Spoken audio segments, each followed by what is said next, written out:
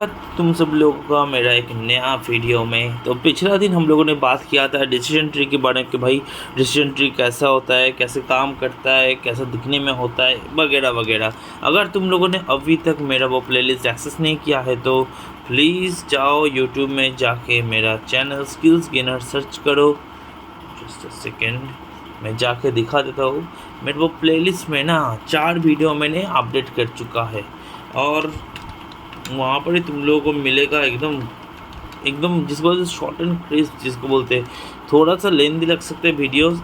देखो क्योंकि इन्फॉर्मेशन बहुत है। 4 वीडियोस मैंने दिया है, ठीक है।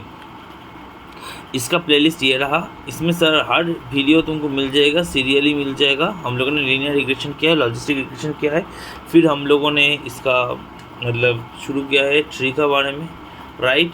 और इस तरह से मतलब ये राइट टू लेफ्ट होगा जो ओल्ड टू न्यू, ओके।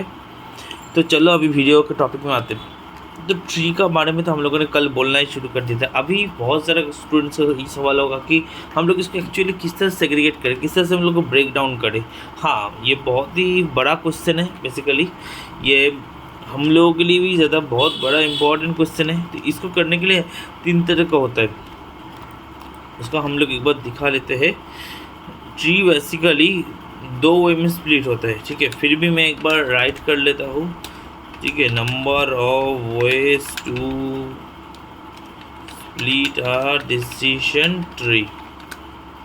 आशा करते यहाँ पर आ जाएगा। अच्छा, यहाँ पर एक बार में कुल मिला के दिया गया है, लेकिन हाँ ठीक है। एनीवेज इसमें देखो, हाँ ट्रीज है, ठीक है। ये जो किया है ना, देखो एक नोट से 2 नोट बनाया, फिर एक नोट से 2 नोट बनाए। इसको हम लोग क्या बोलते हैं? इसको हम लोग बोलते हैं 2 वे स्प्लिट। क्या बोलते हैं हम लोग? 2 वे स्प्लिट।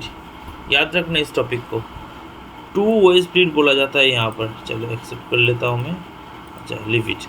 और अगर कोई बाइनरी ट्री में दिखने का कोशिश कर रहा हो जिसमें बहुत ज़्यादा मोर देन 2 वेज में ब्रेक किया है, ऐसा कोई बाइनरी ट्री दिख जाए मेरे को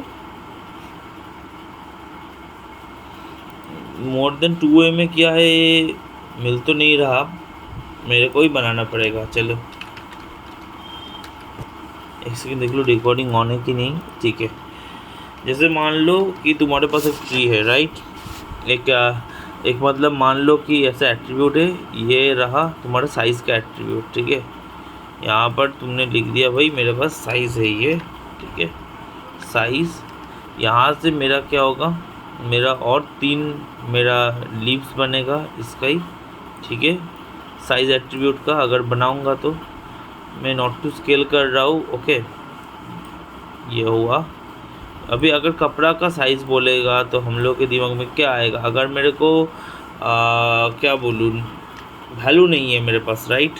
मेरे पास वैल्यू नहीं है सपोज करो, ठीक है। तो मेरे पास क्या होगा, ये स्मॉल होगा, एस, ये हो जाएगा M for medium and L for large. तो इस बाइनरी ट्री को हम लोग को 3 पार्ट में तोड़ना पड़ा। अगर मैं चाहता कि 2 पार्ट में तोड़ दूँ तो मान लो मैं 2 पार्ट में तोड़ता ना, क्या होता मैं बोलता हूँ अभी तुम लोगों को। ये जो मीडियम वाला है ना, इसकी कलर थोड़ा चेंज कर लेता हूँ और साइज़ भी थोड़ा चेंज कर लेता हूँ। ये जो मीडियम वाला है ना, ये मीडियम वाला बेसिकली तब क्या होता, आधा हिस्सा जो स्मॉल का करीब है वो स्मॉल में चला जाता, ठीक है। एंड रेस्ट ऑफ द आधा हिस्सा जो लार्ज का करीब है वो लार्ज में चला जाता, क्योंकि मीडियम एक रेंज गैप में होता है, करेक्ट। इसलिए वो इस तरह से होता है। इसको हम लोग बोलते हैं क्या, मल्टी वे स्प्लिट। क्या बोलते हैं हम लोग इसको? मल्टी वे स्प्लिट, मल्टी वे स्प्लिट, ठीक है। इसको याद रख लेना, मल्टी वे स्प्लिट भी हो गया, ठीक है। अभी मेरे पास 3 तरह एट्रीब्यूट है, 3 तरीके का एट्रीब्यूट्स ऑल ओवर होता है मेरा। कोई भी डेटा सेट मान लो, किसी भी मान लो होता है। क्या टाइप ऑफ एट्रीब्यूट होता है? नंबर 1 होता है नॉमिनल, ठीक है। नंबर 2 होता है कॉन्टीन्यूअस और नंबर 3 होता है ऑर्डिनल। अभी इसके बारे में 1 बाय 1 मैं तुम लोगों को समझाऊंगा कि क्या क्या है क्या नहीं है। यही थ्योरी एक्चुअली बहुत ज़्यादा है ट्री के अकॉर्डिंग, ट्री के सराउंडिंग बहुत ज़्यादा थ्योरी है।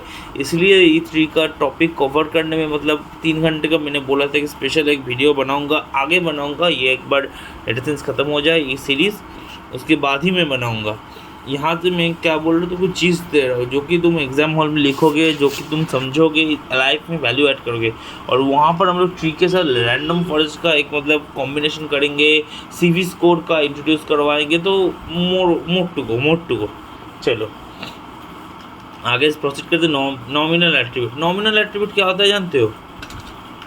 As for example nominal attribute true या फिर फॉल्स। एक चीज़ मान लो, नॉमिनल एट्रीब्यूट में क्या होगा, एक पार्ट सही है तो एक पार्ट गलत है, राइट?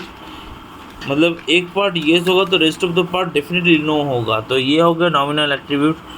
कॉन्टीन्यूअस एट्रीब्यूट का अगर बात करूँ तो कॉन्टीन्यूअस एट्रीब्यूट क्या होता है, जैसे मान लो कि तुमको ऐसे ब्रेक डाउन करने बोले कि कॉन्टीन्यूअस में मान लो कि तुम लोगों का सैलरी है, तो तुम लोगों का salary greater than 30K, sorry greater than 30K है, और एक है तुम लोगों का लेस देन 30K, राइट? इस तरह का जो हम लोग करेंगे।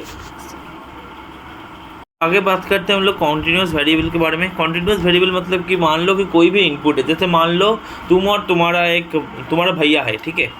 तो तुम्हारा सैलरी लेस देन 30K है, ठीक है? तुम्हारा सैलरी लेस देन 30K है इन हैंड पर मंथ, और तुम्हारे भैया का तो है greater than 30K in hand per month. तो इस तरह से हम लोग ब्रेक कर सकते हैं। एक डेटा सेट मान लो ऐसा है कि जिसमें मल्टीपल प्लेयर्स है, इसमें सबका एज, किसी का एज मान लो कि 20 से ज़्यादा है, किसी का एज 20 से कम है। तो इस तरह से भी हम लोग ब्रेक कर सकते हैं। तो इसको कहते हैं हम लोग कॉन्टीन्यूअस एट्रीब्यूट, मतलब कि जो नंबर से, डिजिट से, जिसका बेसिस में हम लोग सोच सकते हैं। और आखिर में होता है ऑर्डिनल। ऑर्डिनल का एग्जाम्पल तुम अपना लेफ्ट साइड में ही ऑलरेडी देख पा रहे हो, ऑनेस्टली सेइंग, क्योंकि यही है ऑर्डिनल एट्रीब्यूट का एग्जाम्पल। जैसे मान लो कि मैंने ब्रेक किया स्मॉल, मीडियम, लार्ज, क्योंकि हम लोग तो मल्टीपल स्प्लिट भी कर सकते हैं, राइट? फिर हम लोग मान लो इस तरह से ऑर्डिनल को कर सकते हैं कि भाई एक हो गया टीन और एक हो गया यंग, ठीक है? इस तरह से भी लिख सकता हूँ मैं। फिर एक इस तरह से होता है तुम्हारा एज में यंग, फिर यंग और ओल्ड का बेसिस में होता है। तो ये इस तरह का जो कंपैरिजन होता है, इसको हम लोग बोलते हैं ऑर्डिनल, राइट? यहाँ तक क्लियर है? आशा करता हूँ तुम लोगों का एकदम बेसिक है, ठीक है? अब बोलोगे कि इसको कैसे ब्रेकआउट करो, ब्रेक कैसे करूँगा? जैसे हम लोग को धीरे धीरे सोच के समझ के करना पड़ेगा। मतलब ये तो डिसीजन ट्री खुद से करेगा, लेकिन हाँ, मतलब कि in case of in your examination बहुत सारे parameters like information gain, entropy, Gini index, ये सब सोच समझ के आगे प्रोसेस करना पड़ेगा। टारगेट ये रखना जिससे कि तुम्हारा नोट क्या बनेगा, प्योर नोट। क्या बोला मैंने? तुम्हारा नोट बने एक प्योर नोट, इसका टारगेट रखना। मतलब जितना मतलब एट मैक्स हो सके प्योर नोट बनाओ अपना इस नोट से, ठीक है? ये कोशिश रखना चाहिए। तो स्प्लिटिंग कैसे करेंगे? जैसे मान लो कि ग्रीडी अप्रोच एक होता है। ग्रीडी अप्रोच मतलब कि उसमें क्या होता है, हम लोगों का जो नोट्स होते हैं होमोजीनियस क्लास डिस्ट्रीब्यूशन में प्रेफर होता है। मतलब कि जो भी मतलब उसका क्लास है, अगर वो देखता है कि भाई मेरा मान लो कि साइज़ इसमें कम है, ज़्यादा इजी हो जाए, ब्रेक कर दो, इस तरह के होता है। ये किस तरह से स्प्लिट करते हैं उतना, मतलब क्या बोलूँ, मतलब ये तो थियोरेटिकल कॉन्सेप्ट्स है ऑनेस्टली सेइंग। हाँ, कोडिंग में जो होता है, एल्गोरिथम में जो होता है, वो लोग अलग तरीके से करता है, लेकिन हाँ, इस तरह से हम लोग ब्रेक करते हैं। और नोड इम्प्योरिटी को मेज़र करने के लिए गिनी इंडेक्स, इम्प्योरिटी और मिस क्लासिफिकेशन एरर के थ्रू से ही हम लोग नोड को ब्रेक करते हैं, ठीक है? तो ये मेरा ये पार्ट तक हो गया कि भाई प्योर नोड मेरा है। प्योर नोड अगर हो गया तो भाई मेरा वहाँ से और कोई नोड ब्रेक नहीं होगा, ठीक है? और अगर इम्प्योर नोड आ गया तो इम्प्योर नोड को फिर कोई पैरामीटर के अगेंस्ट में ब्रेक करना पड़ेगा। तो हमेशा ये कोशिश रखना चाहिए कि कोई भी डिसीजन ट्री का जो भी लीव्स होगा,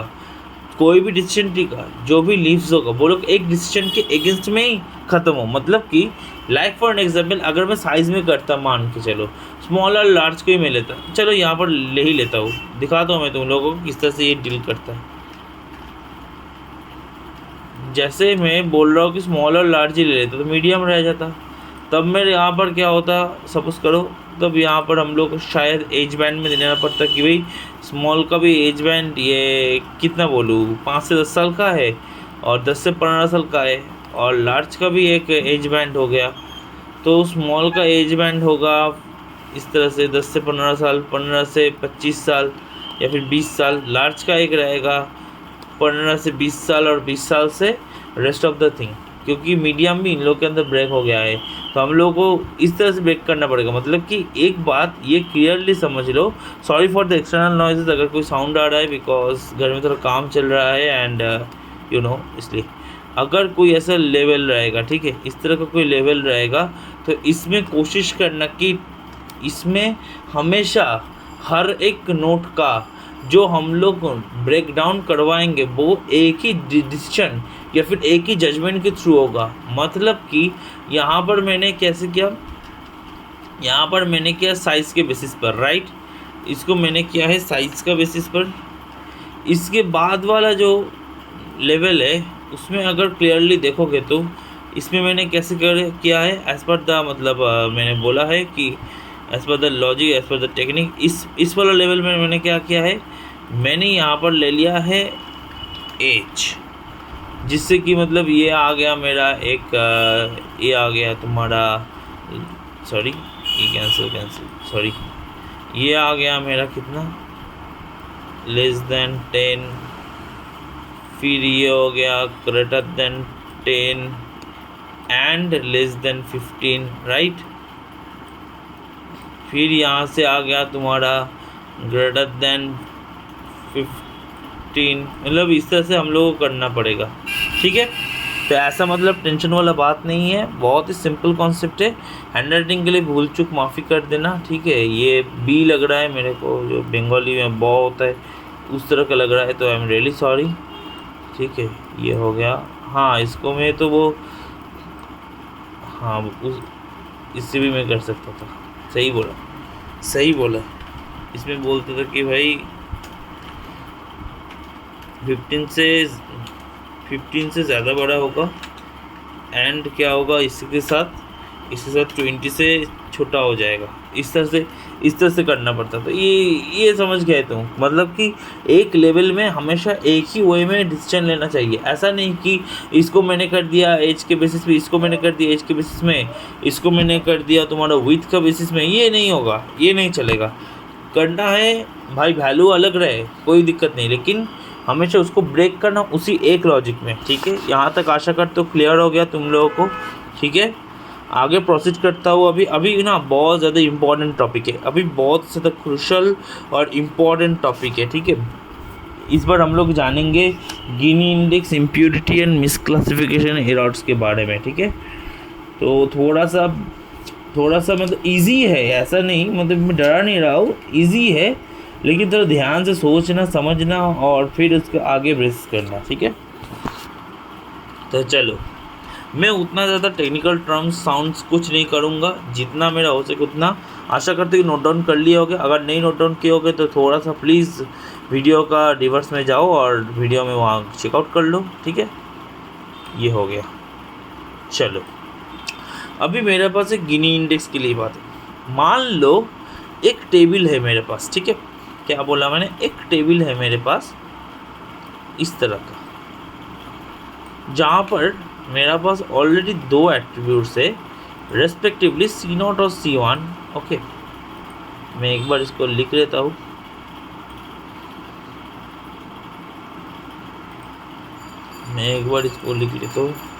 ये हो गया C0,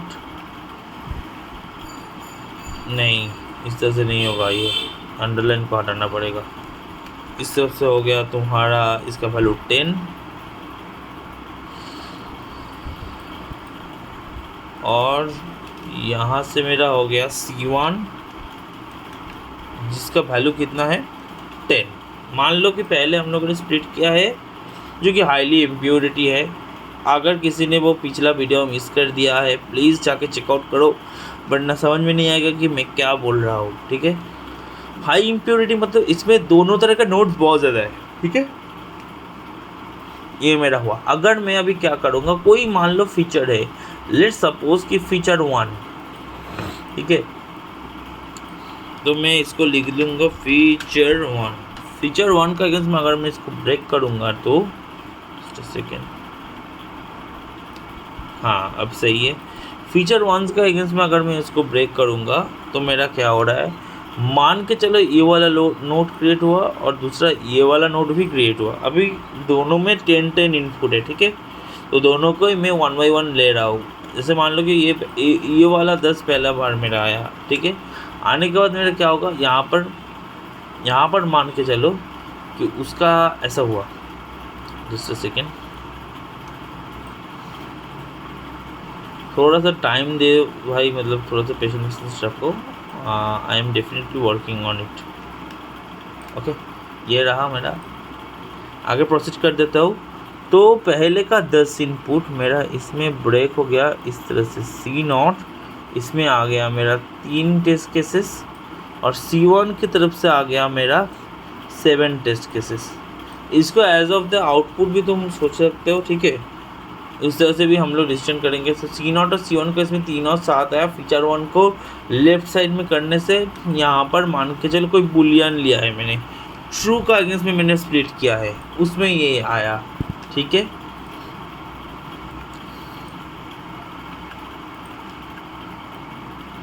और सिमिलरली अगर मैं करूँगा, just a second, wait for a while.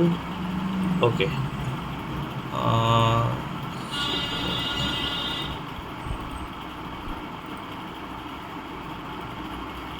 और अगर मैं इसको लूँगा, ठीक है, तो मेरा क्या होगा, यहाँ पर मान के चलो इसको मैं हटा देता हूँ बाय द वे।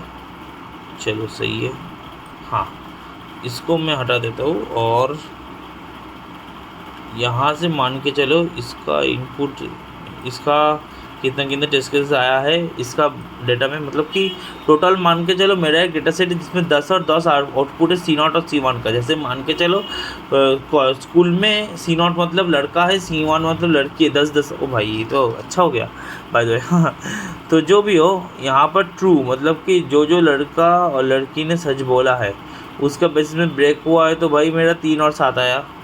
और सिमिलरली C0 और C1 जो लोग झूठ बोला है कि भाई मतलब एग्ज़ाम में कुछ नंबर मिला है, मम्मी पापा को जाके गलत उल्टा सुल्टा बोल दिया, मतलब कि सही नहीं बोला है सीधा बात, तो उसमें आया 7 और 3। ये हुआ एक फीचर किंग इसमें, राइट। अगर यही सेम चीज़ मैं एक बार इसको कॉपी कर लेता हूँ। सेम चीज़ मेरा हो रहा है किसके अगेंस्ट में, फीचर 2 के अगेंस्ट में, ठीक है। मैंने क्या किया, यहाँ पर फीचर 2 ले लिया, यही कलर ले लेता हूँ मैं, ठीक है। फीचर 2 का अगेंस्ट में जब मैं कर रहा हूँ तब मेरा क्या क्या आउटपुट आ रहा है, यही देखने वाला बात है।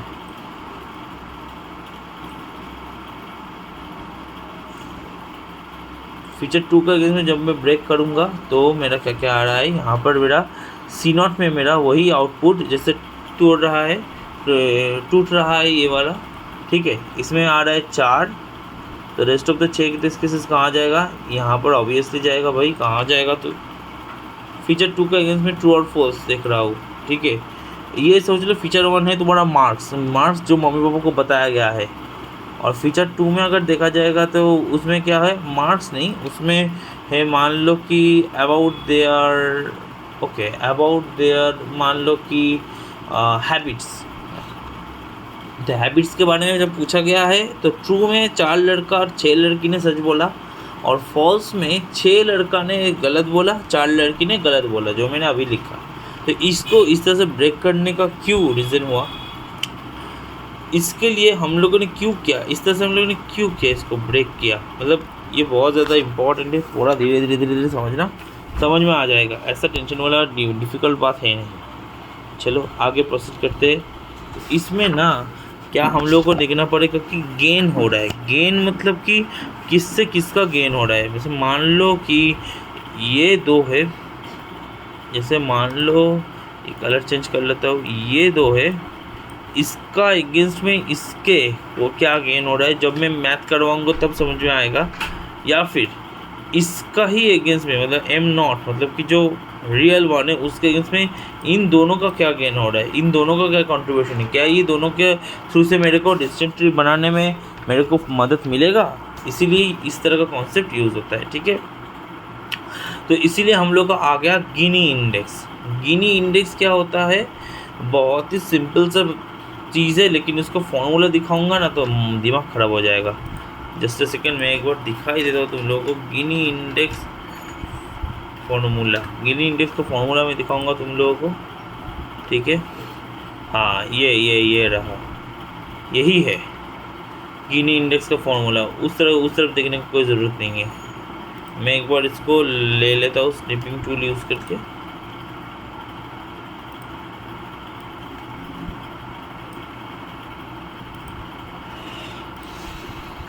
ओके, तो ये रहा गिनी इंडेक्स का फॉर्मूला। तो ये क्या है ना, ये बेसिकली पी ऑफ जे जो देख रहे हो, राइट, ये पी ऑफ जे इस वाला पार्ट को मैं बोल रहा हूँ। ये वाला पार्ट बोला जाता है इसको। मैं लिख रहा हूँ, लिखने के साथ साथ बोल रहा हूँ। क्या होता है, एक सेकेंड, कलर थोड़ा चेंज कर लेता हूँ। सही है, अभी सही है। Relative frequency of class J at node X Y Z, node P, node T, कुछ भी मान लो, कोई भी नोड में हो, नोट एक्स ऐसे मान लो, कुछ एक नोड में है। इसका मतलब, उसका वैल्यू, इसका परिचय कुछ समझने का ज़रूरत नहीं है। जो हम लोग आगे करवाएंगे उसके हिसाब से आगे प्रोसेस करेंगे, ठीक है। ये वाला जस्ट मतलब क्लासिकल फार्मूला है, इसलिए मैंने तुम लोगों को एक बार दिखा दिया है। ऐसे ही ये वीडियो थोड़ा सा ज़्यादा ही लंबा होने वाला है, क्योंकि गिनी इंडेक्स है, इसके बाद एंट्रोपी है। एक वीडियो में मेरे को करना ही है, ये ख़त्म नहीं करूँगा तो मेरा मतलब ये जम जाएगा। गिनी इंडेक्स करना ही करना है। तो चलो शुरुआत करते हैं। अरे यार, शुरुआत करते हैं। हाँ, तो कहाँ था मैं? हाँ, बिल्कुल।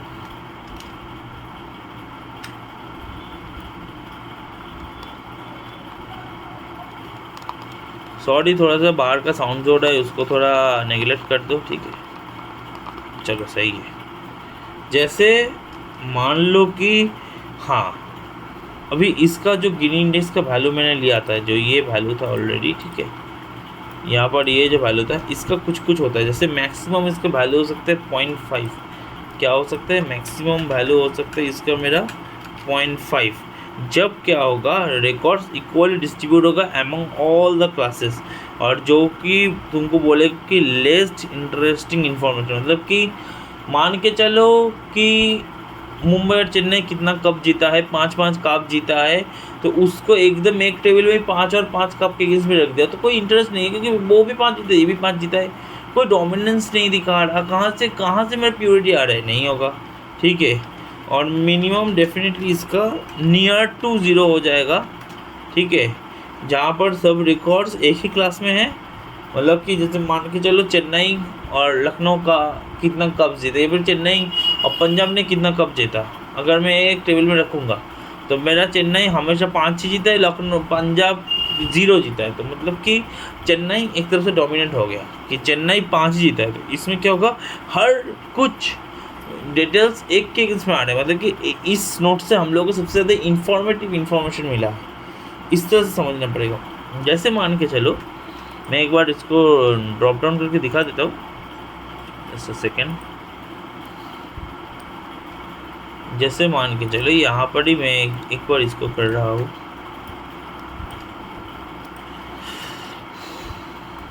मान लो C1 C0, एक में से आ रहा है मेरा आउटपुट में 0, एक में से आ रहा है 6, ठीक है, ये आ रहा है 6। तो मैं क्या करूँगा, यहाँ पर पहले probability of C1, P of C1 में निकालूंगा, ठीक है। P ऑफ C1 कितना होगा तब, क्योंकि 0 है कि 0/6 करूँगा इक्वल टू 0, ठीक है। और P ऑफ C2 करूँगा मैं, P ऑफ C2 करूँगा, ठीक है, इक्वल टू ये हो जाएगा 6/6 इक्वल टू 1। लेकिन ये आइडियल टेस्ट केस है, बाय द वे मैं बोल रहा हूँ। इसमें तो गिनी क्या होगा जानते हो, गिनी इक्वल टू हो जाएगा 1 माइनस, यहाँ पर पहला बात है इसमें P ऑफ C1 उसका स्क्वायर है, बाय द वे।